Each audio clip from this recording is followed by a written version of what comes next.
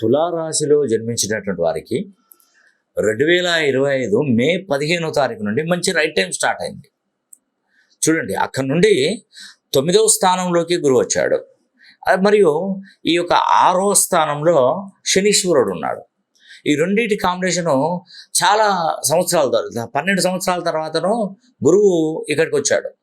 తర్వాత 30 సంవత్సరాల తర్వాత మనకు 6వ స్థానంలో శనీశ్వరుడు వచ్చాడు.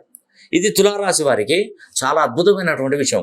ఈ సంవత్సరంలో నుండే మీకు వ్యాపారంలో మంచి అభివృద్ధి జరుగుతుంది, ఉద్యోగాలు దొరుకుతాయి, ఉన్నతమైనటువంటి స్థితి కలుగుతుంది, రావాల్సినటువంటి డబ్బులు వస్తాయి, భార్యాభర్తల మధ్య విభేదాలు కంప్లీట్గా క్లియర్ అవుతాయి. ఏమైనా ల్యాండ్ డిస్ప్యూట్స్ ఏమైనా ఉంటే, అంటే మన తల్లిదండ్రుల నుండి కానీ వారసత్వంగా సంక్రమించేటువంటి ఆస్తుల విషయంలో కానీ కోర్టు విజయం అనేది కూడా మీకు తప్పకుండా కలుగుతుంది. ఒక విధంగా చెప్పాలంటే తులారాశి వారికి అదృష్ట యోగం, డబ్బు సంపాదన పెరుగుతుందండి, ధనవంతులుగా మారిపోతారు. ఈ సంవత్సరం చూడండి, 2034 సుమారుగా 100 కోట్లైనా సంపాదిస్తారు.